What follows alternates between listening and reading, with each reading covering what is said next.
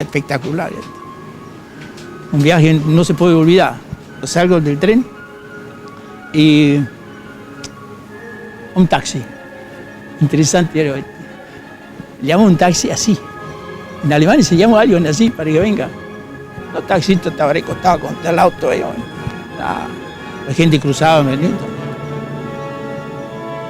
Se me ocurre algo así. El tipo ya arrancó y vino.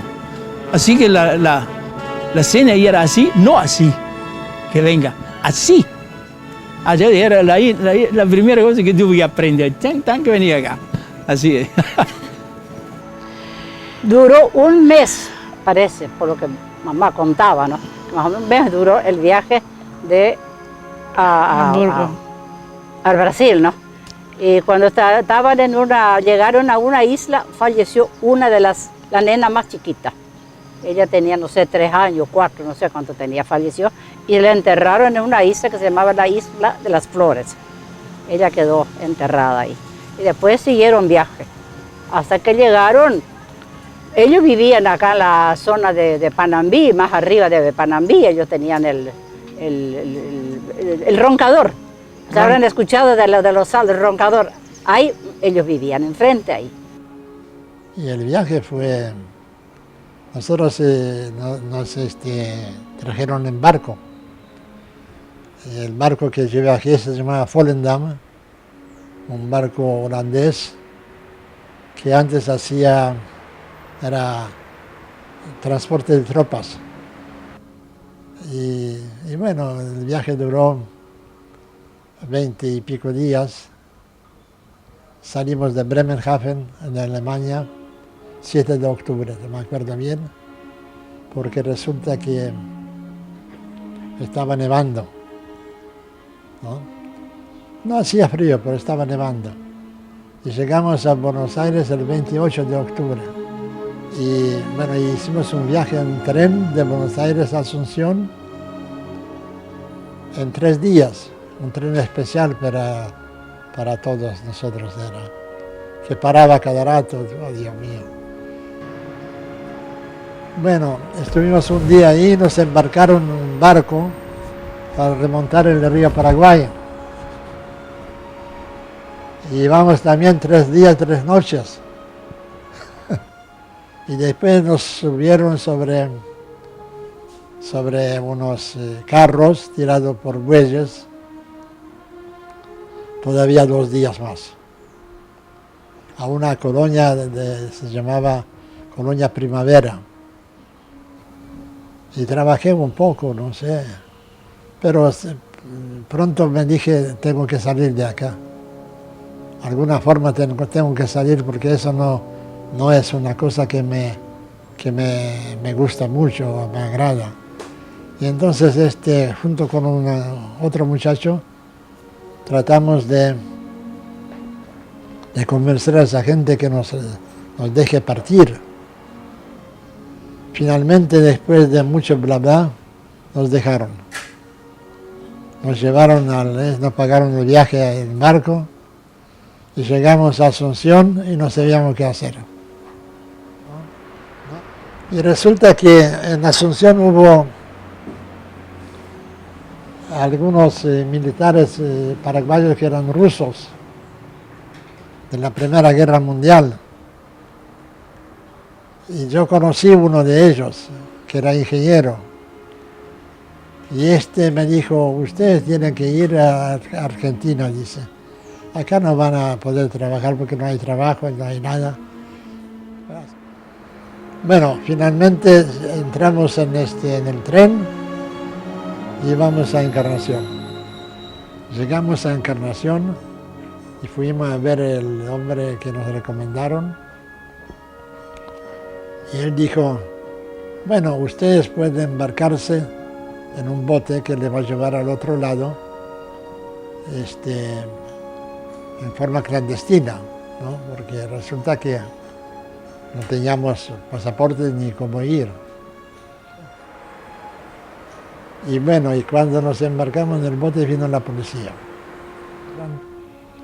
A todos nos ataron de manos, entre otros, y nos llevaron a la cárcel de Encarnación. supo que nosotros estuvimos en la cárcel, el hombre este, el ruso, y bueno, y hizo trámites, y vino un coronel paraguayo, ruso realmente, ¿no?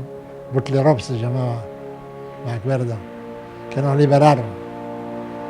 Finalmente me cansé mucho de todo eso y ya aprendí algo de hablar en castellano. Me conecté con un pescador que accedió a llevarme a Posadas de noche en bote. Bueno, y me desembarcó una mañana de marzo, 9 de marzo, me acuerdo bien. El 9 de marzo llegué a la Argentina. Como todos lo rodeaban, era monte. Ya es un poco, nosotros cuando compramos la chacra ya era un poco despejado. La ruta 5, esa que va a Panambí, no estaba todavía, era una picada nomás. Mi papá todavía hacía hacha, palo, traseadora para abrir hasta el puerto. El 37, en 38, 39 todavía hacían esa ruta para abrir para allá. Bueno, ya antes de nosotros ya estaba 2 o 3 familias, ya estaba, ¿no? Entonces ellos hicieron comidas y ahí como bienvenido, todo contento estaba, ¿no? Pero nosotros asustamos porque monte, ¿no? Y salía mono, cualquier cosa salía. Y de barigüí, y asustamos tanto ese ura que entra adentro, ¿no? Pique, esa cosa nunca vimos, ¿no? Japón. Selva, Sí. selva, árboles, maderas de calidad, De tigre, cuando llegó. animales, el abuelo mi era papá selva, totalmente. Tigre, comía en casas del monte. Oberá era prácticamente una arboleda. Era muy poco lo que de casa había, ¿no? Y muy poco, para decirse, negocio o boliches, ¿no? Como que en aquel tiempo no se los llamaba, ¿no? Y una farmacia nomás, la farmacia Rodríguez, un carnicero, Villalba. Todo eso era ya el componente para seguir viviendo, ¿no? Entre la salud y la comida, ¿no? Yo fui a los 8 años a la escuela. Y mis hermanos, sí, todos fuimos a los 8 años, porque antes que eso no recibían en aquella época los chicos. Tenía que tener. ¿Y qué pasaba? Nosotros no sabíamos hablar castellano, todos hablaban en ucraniano. Íbamos a la escuela y los maestros, el director nos retaba porque hablábamos en ucraniano y nosotros le decíamos, ¿cómo quería que hable si no sabemos hablar otro idioma? Entonces, a los 8 años cada uno fue a la escuela. Primero sufrimos bastante de idioma, ¿no? No sabía ni jota. Sí. Nosotros como grandes, yo enseguida cumplí 13 años, chica, muchacha de 15, 20 años, 7, 8 años, todos entramos primero grado. Porque maestra de acá enseña mejor A, B, C, ¿no? Porque adentro de ahí colonia no necesitaba castellano, todo nuestro idioma nomás. Pero vivir en Argentina, sí o sí tenemos que aprender castellano, ¿no? Así empezamos, sí. Entonces empecé a trabajar en la fábrica, como cualquier peón ahí, pero tenía que aprender castellano. Y aprendí con los muchachos que trabajaban ahí. Los muchachos que no saben ni jota en alemán, ni yo ni jota en castellano. Me dice doña Julia, la dueña, ella es como una madre para mí, realmente hasta hoy. Dice, Jorge, ¿por qué vos soñás en castellano y no hablas? Yo te escucho cada noche, estás hablando en castellano y ellos no saben. No. Digo, ¿yo en castellano? Sí, voy a hablar en castellano. Ah, no, pues estoy soñando. Sí, seguro, claro, estoy soñando. Y así fue. 3 meses. 3 meses leyendo, escribiendo, hablando, riéndome, porque los otros se ríen también. Entonces me corrigían los otros y poco a poco iba entrando. Y 3 meses no me enseñaba más, no me, digamos, me engañaba más nadie, ni con palabras ni con nada. Yo cuando entré a la escuela yo no sabía hablar castellano. Nosotros no sabíamos hablar castellano. Y los maestros tenían que Tenía entenderse. mi prima Mercedes Peterson, ella y Regina Björklund, eran dos amigas, ellas eran mayores que nosotras. Y yo hablaba en sueco con ellas y ella le traducía a la maestra qué es lo que yo quería decir. Pues yo no sabía nada. Nosotros no sabíamos el castellano. Dios mío, ustedes no saben con la idioma. 1 año sufrí en la escuela para aprender a hablar. 1 año. Usted le pregunta, maestro, me dice algo, ¿qué voy a decir? Ni sí ni no. Ni saludar. 1 año sufrí, llorando. Te vas a la escuela y te pregunta el maestro. Los chicos que ya eran de acá, argentinos, que hablaban en castellano, hablan. ¿Y yo qué voy a hablar? Sufrí 1 año llorando, pero aprendí. Gracias a Dios aprendí. Y no me va a joder nadie. Aquí me dio mucho la educación. Me dio mucho porque sin educación no podríamos tener lo que tenemos. No tanto lo material, que es lo importante, igual que en la familia, ¿no? Tal es así que mi señora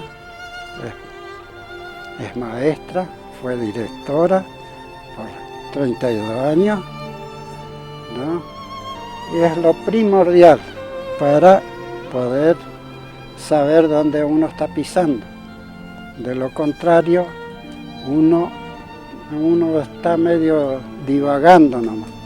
Cuando vine, se abría un normal acá en Oberá y en el Colegio Nacional, entonces empecé allí a trabajar. No sé, cuando llegué yo con un título más grande que decía literatura, ya, venga. Y enseguida me dieron trabajo. Ahí donde papá compró la chacra, era un galponcito chiquito, así como eso que ahora tienen esa gente, esos ranchitos de 4 paredes así de madera, así compró. Y muchos años vivimos así, porque no teníamos plata para comprar otra cosa, no teníamos plata ni para comprar una vaca. Y los chicos sin leche, después había un vecino que ya había venido antes que nosotros, entonces papá nos mandaba que vayamos al vecino a comer, porque no teníamos lo que comer en casa. Llorábamos de hambre y mamá me decía, ¿qué es lo que yo le voy a dar de comer si yo no tengo nada de comer? ¿Sabe que iba hacia la huerta y juntaba unas hojitas de unos yuyitos, así que no sé cómo se llamaba, sher en ucraniano, y eso hervía? Y decía, eso es lo único que yo tengo para comer, no había pan, no había nada. Nosotros íbamos al vecino y el vecino tenía ya pan de maíz y ¿sabe qué hacía? Derretía grasa y nosotros mojábamos ese pan de maíz, cada uno un pedacito, y con eso nos satisfacía y volvíamos a casa. Papá iba a trabajar, pero trabajaba más o menos a 8 kilómetros de la casa. Toda la semana estaba. Venía fin de semana y traía por el trabajo 5 kilos de harina de maíz y 2 kilos de tocino. Es todo lo que ganaba en la semana. ¿Y cuánto vos podés sobrevivir con esa provista en una semana que papá ganaba? Bueno, waren wir hier so dann allein geblieben. Dachten, wir werden doch für ihr Nachbar werden. Ja, aber was habt ihr noch gemacht? Und dann hat doch der Opa 2 Jahre von denen Wald Plätze gefahren, die schneiden mit. Von Hartwig. Ja, von Hartwig. El marido de ella trabajaba con el carro, llevaba madera en el aserradero del suegro, o sea que el del papá de ella. Ese era el trabajo para ganar, para poder vivir. Y ella quedaba sola acá en el monte, con los 5 chicos. Uno tenía una gallina, una vaca, un chanchito, con eso se vivía. Teníamos maíz, llevaba el maíz desgranado, llevaba al molino, hacía harina de maíz. Eso es nuestro pan, pura harina de maíz. Eso comíamos. Entonces, trabajábamos en la chacra. Y bueno, en mayo se vendió el tabaco, se vendió el algodón. Ahí compraron un caballo y un carro. Ahí ya son patrones. Ya si tiene caballo y tiene carro, porque ya es un patrón. Trabajar, carpir o póngale que hacer voltear un árbol. Eso no había, que una mujer no podía voltear. Acá las mujeres en la chacra no teníamos que esto no se puede o esto se puede. Se hacía todo. Se hacía todo en general. Y formé familia acá porque me gustó el lugar y yo quería una familia con hijos sanos, una vida sana. Como he vivido 5 años en Buenos Aires, esta tensión, esta cosa, no lo veía ideal para una familia. Me gustó el trabajo de campo y formé familia acá, sí. Yo siempre me recuerdo en la época de televisión, la primera televisión que había era a base de batería, había que cargar la batería, entonces había 2 televisores en la zona. Y acá venían a mirar los vecinos, venían a mirar el Malevo el lunes a la noche. Era una cosa impresionante. Canal 12 traía los lunes a la noche. Le garanto que todas las familias, no solo de la colonia, de Oberá también, miraban el Malevo. Y antes que terminaran esos 3 años, conocí una persona, conocí varias personas, varias chicas. Conocí una persona que me impactó. Dice, ¡ping! Así nomás como uno dice. Y bueno, era Tea, que hasta hoy es mi esposa. Y me formé una familia feliz, trabajando. Ella era maestra, yo trabajaba. Tengo 2 hermosos chicos, tengo nietos. Feliz, realmente una familia muy, muy feliz. Los inestables vientos de paz que soplaron en Europa luego de la Primera Guerra Mundial comenzaron a apagarse hacia fines del 30 para dar paso a los bélicos nubarrones que presagiaban la más sangrienta guerra vivida por la humanidad. Entre 1939 y 1945, las potencias del Eje y las potencias aliadas libraron la más feroz de las guerras en combates aéreos, navales y terrestres. Por efecto del conflicto, murió alrededor del 2% de la población mundial de la época, unas 60 millones de personas, en su mayor parte civiles.